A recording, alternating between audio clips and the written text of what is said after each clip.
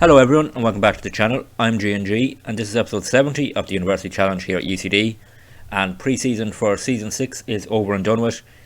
We are on the day of our first game of the season, which is a Conference League playoff knockout tie, which we will get to in a minute.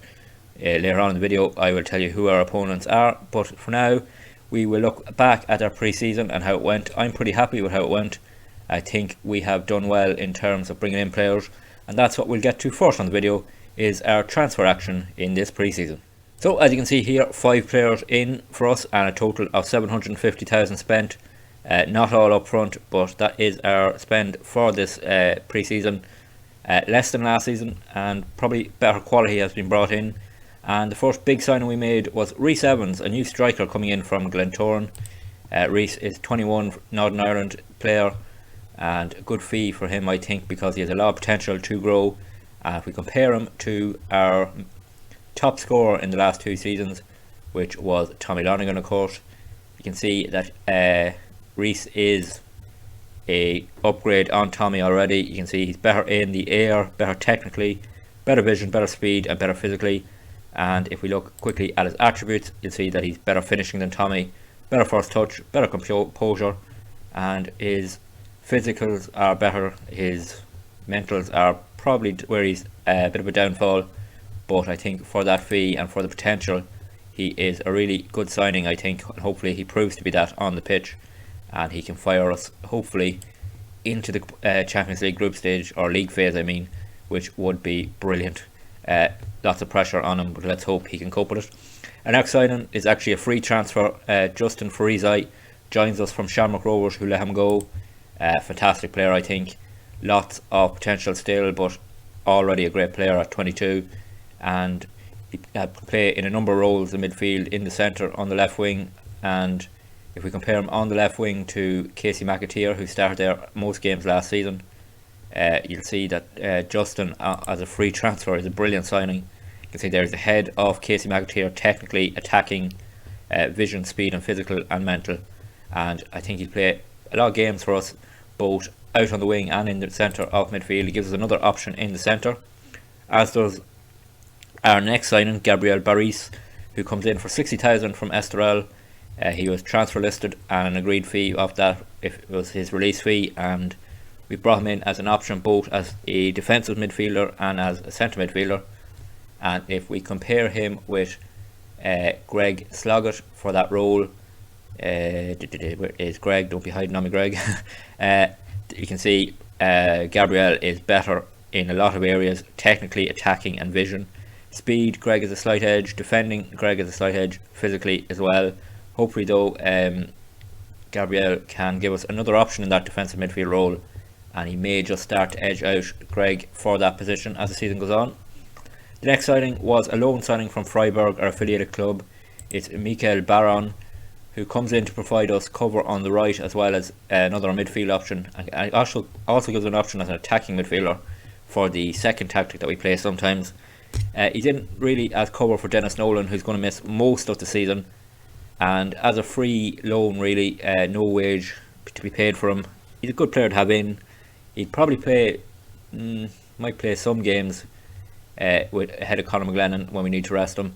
And hopefully he'll continue to develop as a player with a lot of potential at 18, and he's a good addition to the squad hopefully, and gives us options for that right wing spot now with Dennis Nolan out probably for the season.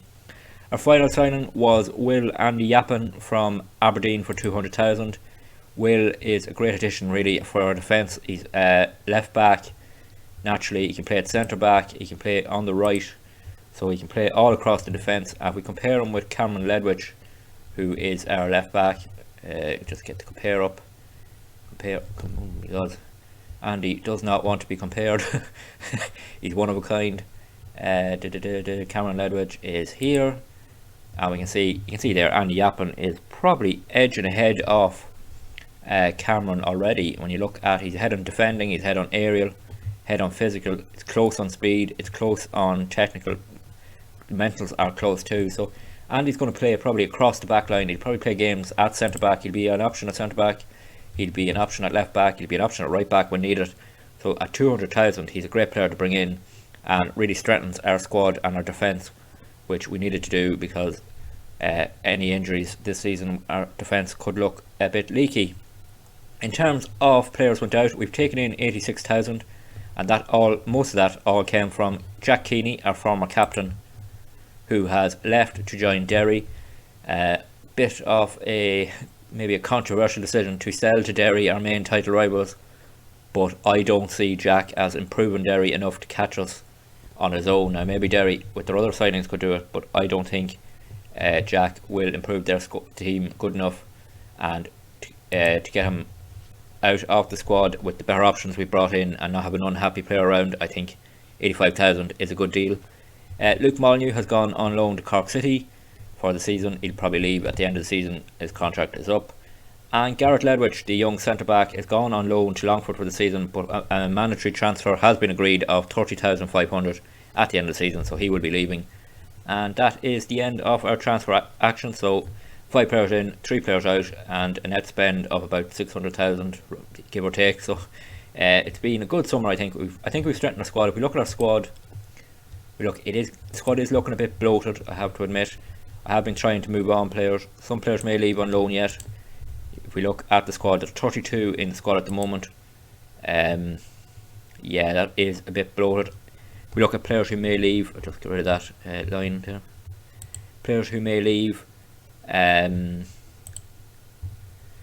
tough. Trying to sell O'Dallo. Waterford are interested in him. They haven't made a bid yet, so he may leave. Sam Todd might go out on loan. He's 5th choice centre back at the moment. Look to loan him out. David Kiley, our 3rd choice goalkeeper, might go out on loan with the option to recall him if needed. And that'll be about it. So that'll be 3 players gone. It'll be a 29-man squad. And with all the games we're playing, though, we may need that bigger squad. And hopefully we will have Champions League games to look forward to, so we can take advantage of having that bigger squad. In terms of the quality of the squad, I think we're good enough to challenge for the title again, definitely, and hopefully we're good enough now to make advances in Europe. We definitely have players with lots of potential and high quality already, so this is a squad I think that will grow and grow, and hopefully we can move forward and advance in season 6 further in Europe and defend our title. It'll be the first time we'd have retained our title. We didn't do it in season 2. Hopefully we can do it in season 6. In terms of games played in pre-season, we played a number of friendlies, but we did play the President's Cup against Derry, and for the 5th year in a row we won it. Great to win it again. An early win over Derry is never going to be bad. Debuts in this game for Evans and Andy Yapan, and no one else. Did anyone come off the bench? No. Frezai came off the bench, and that was it really. The goal came just with 23 minutes to go from Malonga, set up by Casper Nielsen, and sure, we might as well take a look at that winner. So it came from passing around at the back. Casper Nielsen got on the ball, played the ball over the top towards Malonga. He could have squared it, but he took it on and he fired it past Derry's goalkeeper to put us 1-0 up with 23 minutes remaining, and we held on to take our 5th President's Cup in a row. So an early trophy in the season, and always good to start with a trophy. In terms of the league season, if we look at the season preview, we can see that we're predicted to come 2nd at the moment, but the odds are very close with Derry, so we're not far off Derry. And for the first time we have players in the Media Dream 11. We have 4 players in total. Frezai, Dimitru, Lam and Andy Yapan, and Pickernell, so that's 5 actually, so scratch that, it's 5 players in the squad. So we've gone from having none in the Dream 11 to having 5 in it, so that's a big change. So it shows how we are growing as a squad and being more competitive.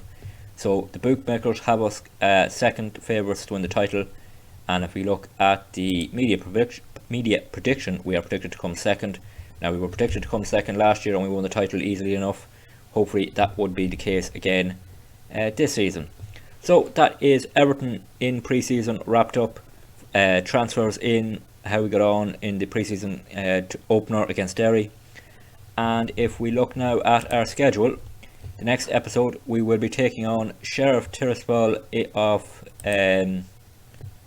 Moldova, who we played a couple of seasons ago in qualifiers in the Conference League playoff round, and hopefully we can advance again to the round of 16. It's not going to be easy against them. They were tough, we know, against us in I believe it was Conference League qualifying in Season 3, I think. It could be corrected on that. We did come out on top against them, so hopefully we can do it again. Our league opener is against Dundalk away in the league, but we'll come to that in another episode. But the next episode will be those Conference League playoff games against Sheriff, and hopefully we can come out on top in those and make the round of 16 for the third year running. So if you did enjoy today's pre-season wrap up, please drop the video a like. It'll really help it to be seen more and people hopefully to join us on this journey with UCD. If you do want to join us, don't forget to hit that subscribe button. You won't miss any videos that way. They are posted Monday to Friday at 6 PM Irish time. And if you have missed anything and want to catch up on it, there's a playlist on the channel and it does appear on the screen at the end of this video. So until the next video when we kick off our season in that Conference League playoff against Sheriff, please take it easy.